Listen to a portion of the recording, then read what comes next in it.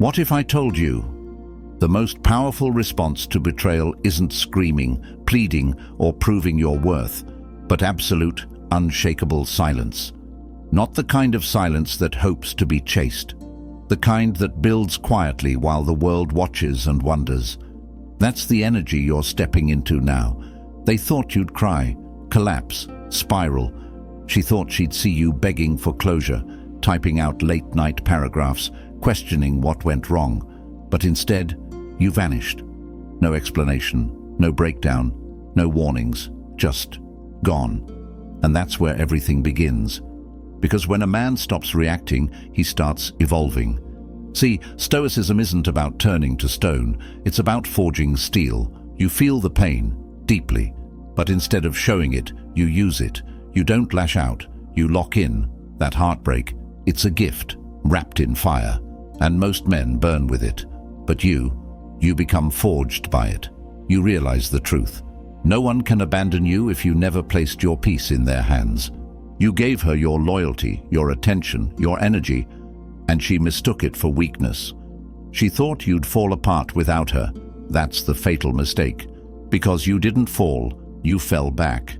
Into focus, into discipline, into the version of yourself that doesn't chase love. It attracts it by being whole on his own. So while she's out there trying to replace the attention you gave freely, you're in the shadows, training in silence, healing in private, building something she'll never get access to again. And that absence, it's louder than any closure she thought she wanted. She doesn't get to see the new you. She lost that right the moment she played with the old one. And this story you're in now, it's no longer about heartbreak. It's about rebirth. This isn't about getting her back. It's about never needing her again. When a man reaches that level of peace, he becomes untouchable. Not because he feels nothing, but because nothing owns him anymore. If you're done explaining yourself, if you're done being anyone's emotional punching bag, if you're ready to reclaim your power and make silence your loudest move, hit that like button. Subscribe, turn on notifications, and comment below. I rise in silence. Now let's begin. Number 1. She expected tears. You gave her silence. She thought you'd break, that you'd spiral, that she had you so emotionally wrapped, your world would collapse the moment she walked out. And for a second, you almost did. That punch to the gut, the shock, the betrayal, it hit hard. But then came the silence. Not the weak kind, not the kind that waits by the phone hoping she'll come back. The kind that says, I don't beg, I rebuild. That's what she didn't see coming. Most people expect chaos when they walk away from someone they think they control. They expect tears, drama, desperate apologies. But when you give them nothing, when you leave no reaction, no access, no updates, that gets in their head. Because silence makes people confront themselves. They don't know if you're hurting or healing, if you've moved on or leveled up, and the unknown will torment them more than anything you could ever say. She wanted to feel power in your pain, but you gave her nothing to feed on. That's the move. No closure, no scenes, just distance. That's how you flip the script. Because the man who walks away with dignity, quiet dignity, is the one they regret losing when the noise fades and no one else matches his energy. This isn't about making her jealous. This is about choosing your self-respect over emotional performance. She doesn't need to see your pain to validate it, and you don't need her to understand your growth to pursue it. You chose silence because you've outgrown childish responses. That's not weakness. That's elite control. If you're done making decisions from a place of weakness, if you're ready to take back control, comment below. I master my emotions. They do not master me. Number 2. Pain is information, not identity. Heartbreak hurts. There's no pretending it doesn't. But what you do with that pain, that's where everything changes. See, most people let pain define them. They wear it like armor, replay the memories, let the betrayal become their whole personality. But that's not you, not anymore. Because pain, it's not who you are. It's just a signal, a message, a brutal but honest teacher saying, this is where your boundaries were weak. This is where your worth wasn't protected. You weren't destroyed. You were educated. Pain is a compass. It shows you where your standards slipped, where you abandoned your self-respect in the name of love. But now you see clearly. You don't let suffering become your story. You let it shape your standards.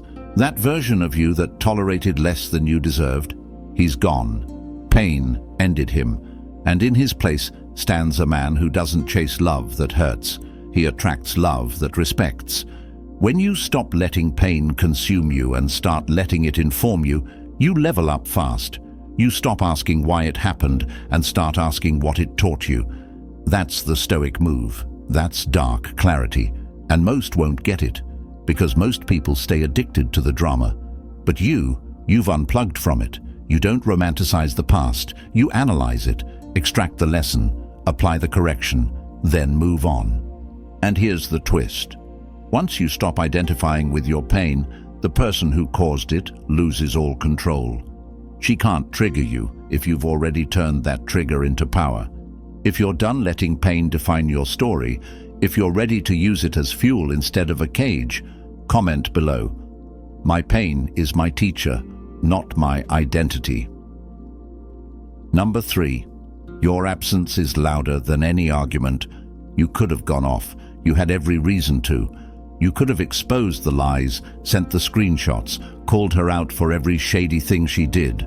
But you didn't, because you finally understood. Your absence has more weight than any argument. Let everyone else scream for attention. You just disappear. No debates, no final words, no messy scenes, just silence and a locked door behind you. See, when you argue, you give them energy. You give them validation. You feed their ego by showing them they still affect you. That's what they want. They want your reaction because it keeps you emotionally tied to them. But when you walk away and say nothing, that's a statement no words could ever match. That silence, it haunts. You want to live rent-free in her mind? Don't text. Don't check her stories. Don't subpost or leave passive-aggressive comments. You vanish. Because when you vanish, she starts questioning, wondering if you ever cared, wondering why you're not breaking. And that wondering, it does more damage than any fight you could have started. Stoicism isn't passive, it's precision. You don't react because you're weak. You don't react because you refuse to give someone else control over your peace. You don't need to be right. You need to be free. So you disappear. You go ghost. And while she's replaying the past, trying to decode your silence, you're already in a new chapter, with new goals, new focus, and zero interest in rewinding the tape. That's how you shift power. You don't chase closure. You become the closure. If you're done explaining yourself to people who never listened, if you're ready to let your absence speak for itself, comment below. I don't chase. I disappear. Number 4. Rejection is redirection to power. She left, or maybe she made you feel like staying wasn't an option. Either way, it stung. Rejection always does. But here's what you need to understand. Rejection isn't the end, it's the doorway. A brutal, necessary redirection that forces you back onto the path you were meant to walk. The version of you that got hurt? He wasn't operating at full strength. He was distracted, emotionally invested in someone who didn't value his presence. That rejection, it was the universe ripping the blindfold off. Most men take rejection personally. They think, I wasn't good enough. But the truth is, it was never about being enough. It was about misalignment. You were offering depth to someone who was addicted to surface-level games. You were giving loyalty to someone who confused it with control, and you thought that losing her meant losing everything. But no, losing her was step 1 in finding you. Rejection forces reflection. It strips away the fantasy and shows you the facts. She was never the source of your worth. She was just a mirror showing you where your standards needed to evolve. Now you're awake, a little colder, a lot smarter, and completely unfazed by anything that doesn't add peace or purpose to your life. So no, you weren't abandoned. You were rerouted. And every time you wanted to send that text or look at her profile, remember this: she rejected you, and in doing so, blessed you. That moment built the man who doesn't beg anymore.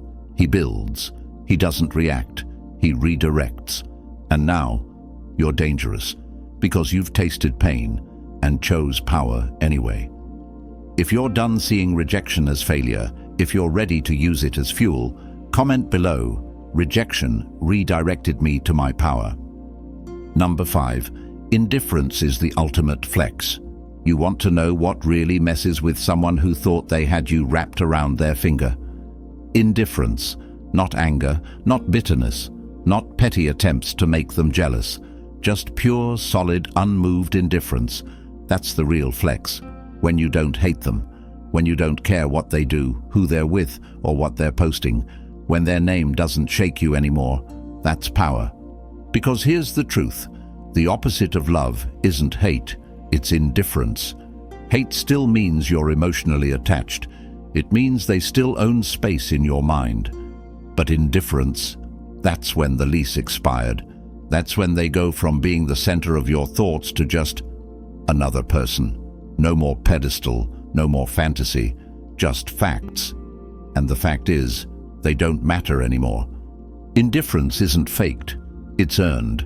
You reach it by healing, by grinding, by working on yourself so relentlessly that they become irrelevant. You stop caring not because you're heartless, but because your peace costs too much to hand out cheap reactions, and they'll feel it, the shift, when your energy isn't available anymore, when the door closes and you don't even look back. That's when they realize what they lost. You don't have to say a word, just keep moving, let your growth speak for itself. Because while they're wondering why you're so calm, you're out here building a life so good, their memory feels like a joke. And that's what true indifference looks like. If you're done giving energy to what doesn't serve you, if you're ready to choose peace over petty, comment below. My indifference is my freedom. Number 6. Improve in shadows. Return unrecognizable. You don't need to announce your comeback. You don't need to post quotes, take petty shots, or drop hints. That's noise, and you're done with noise. Real power moves in silence. You disappear, not out of weakness, but because your next version requires isolation. You heal in private. You train in silence. You rebuild where no one can interrupt the process. And when you return, you're unrecognizable. Not just physically, but mentally, emotionally, spiritually. She thought you vanished because you were broken. Nope, you vanished because you were upgrading, and by the time she realizes it, it's too late. You don't need to prove anything. Let the glow-up speak. The way you carry yourself, the new boundaries, the energy, the discipline, all of it screams, I outgrew who you hurt. The shadows are your ally now. That's where the work happens. That's where you outgrow the weak mindset that kept you chasing people who didn't deserve access to you. You hit the gym, you build your money, you fix your habits, you surround yourself with people who sharpen you, not drain you.